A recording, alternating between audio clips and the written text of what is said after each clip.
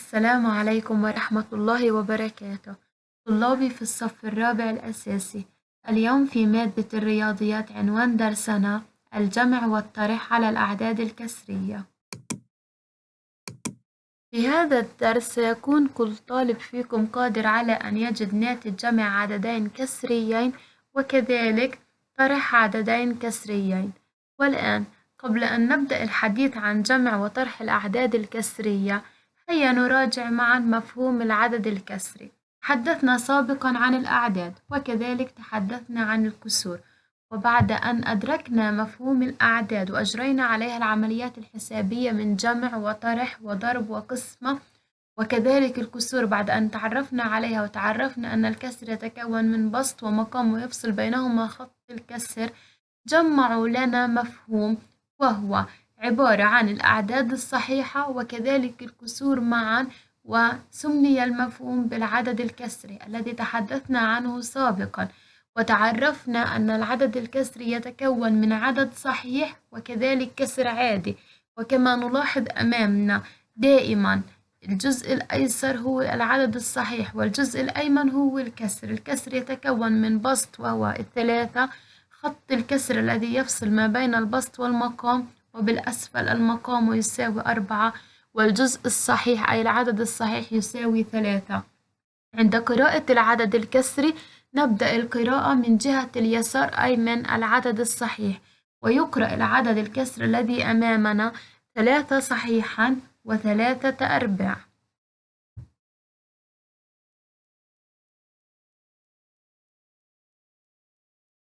إذا توصلنا لمفهوم العدد الكسري، أن العدد الكسري يتكون من عدد صحيح وكذلك كسر. دائما نقرأ العدد الكسري من جهة الصحيح ثم من جهة الكسر ثم ننتقل إلى الكسر. العدد الصحيح الذي يكون على جهة اليسار ثم ننتقل لقراءة الكسر الذي يتكون من البسط والمقام ويفصل بينهما خط الكسر. والكسر الذي أمامنا نبدأ القراءة من العدد الصحيح فيقرأ 4 صحيح و3 أتسع. والآن هيا بنا نعبر عما لونه أحمد وأخو أحمد. أحمد وأخيه اشترك كل واحد منهم في تلوين شكل معين. نعبر عن الجزء اللي لونه أحمد. أحمد بيكون لون 1 صحيح وربع، أخوه لون 3 صحيح و3 أرباع.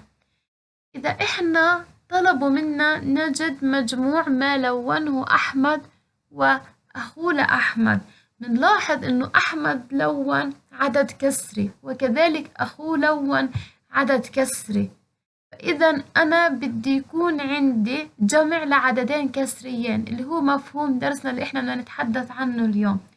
فلما أنا يكون عندي عددين كسريين ويطلب مني إني أنا أجمعهم، بالبداية دائما الأعداد الصحيحة ما عندي مشكلة في جمعها، لازم أركز على جمع الكسور اللي تحدثنا عنه سابقا، وتحدثنا إنه لا يجوز أن نجمع كسرين إلا إذا كانت مقاماتهم متجانسة. بنلاحظ الكسور اللي أمامنا، هل المقامات متجانسة؟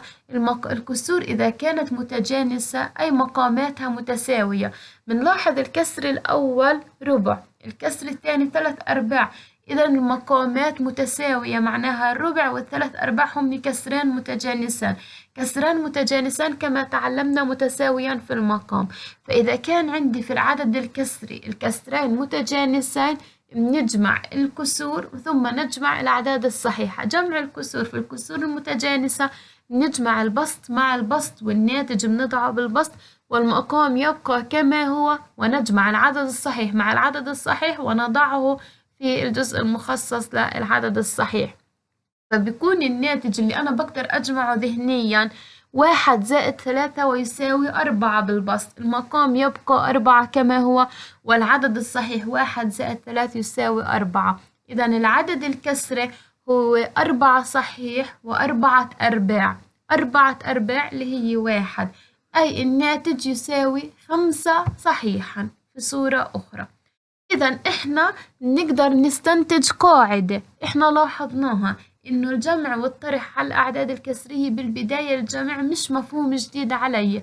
الجمع اللي هو للعدد الكسري نجمع الكسور ثم نجمع الأعداد الصحيحة، وجمع الكسور إحنا تحدثنا عنه سابقا، شرط لأنا أجمع أي كسرين إنها تكون الكسور متجانسة. فإذا كان الكسرين في العددين الكسريين متجانسين بنجمع الكسور أولا، أي بنجمع البسط مع البسط ويبقى المقام كما هو. أما إذا كان الكسرين في العددين غير متجانسين بنوحد المقامين أولا ثم نجمع.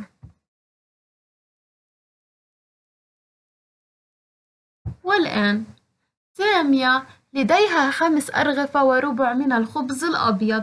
منلاحظ الخبز الأبيض 5 أرغفة وربع، الرغيف الثاني الثالث الرابع الخامس وربع. إذا 5 وربع، إحنا بنلاحظ إنه لديها عدد كسري يساوي 5 صحيح وربع، و3 أرغفة وربعان من الخبز الأسود. إذا عندها 1 2 3 وربعان، 3 أرغفة وربعان من الخبز الأسود. إذا كم رغيفا لدى سامية؟ أنا عندي معطيات إنه سامية عندها 5 أرغفة وربع من الخبز الأبيض و3 أرغفة وربعان من الخبز الأسود. المطلوب منا كم رغيفا لدى سامية، يعني أنا بدي أجمع الأبيض والأسود مع بعض بعدد كسري واحد، معناها أنا بدي أجمع العدد الكسري للخبز الأبيض مع العدد الكسري للخبز الأسود، أي 5 صحيح وربع زائد 3 صحيح وربعان.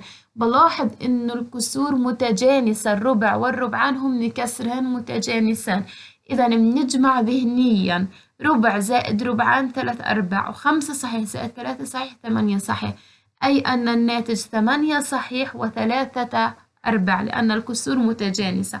إذا كان الكسرين متجانسين بنجمع الكسور أولا ثم بنجمع الأعداد الصحيحة، وإحنا بنعرف جمع الكسور بنجمع البسط مع البسط ويبقى المقام كما هو.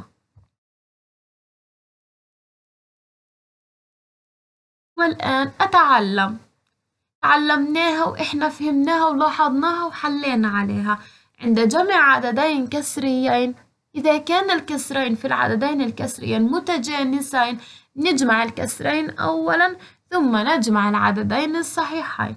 أما بتكون عندي شوية أصعب وبدها شغل وبدي أتذكر الخطة كيف إني أنا أوحد المقامات وأجعل الكسور متجانسة بإني أنا أجيب كسر مكافئ للكسر، إنه لما يكونوا الكسرين في العددين الكسريين غير متجانسين بنوحد المقامين أولا ثم نجمع.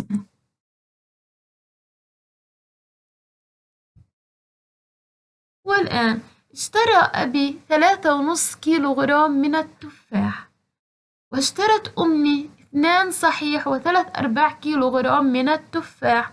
ما مجموع ما اشتراه أبي وأمي من التفاح؟ إذا عنا معطيات إنه أبي اشترى 3 صحيح ونصف كيلوغرام من التفاح، وأمي اشترت 2 صحيح و3/4 كيلوغرام من التفاح. إحنا بدنا نجمع مجموع ما اشترى أبي وأمي، إذا أنا بدي أجمع عددين كسريين، بدنا نجمع 3.5 زائد 3 2 و3/4. منلاحظ إنها الكسور غير متجانسة، فأنا لازم أحول الكسور لكسور متجانسة ثم أجد ناتج جمع العددين الكسريين إني أجمع الكسور معا والأعداد معا. نسأل الاثنين هل بتقبل إنها تصير 4؟ بتحكي نعم، اضربوني ب2 أنا بقبل إني أصير 4. فبنضرب النصف أي نحصل على كسر مكافئ. النصف الكسر المكافئ إلها اللي هو ربعان، فبتكون 3 صحيح وربعان زائد 2 صحيح و3/4. نجمع الكسور معا وثم نجمع الأعداد الصحيحة معا.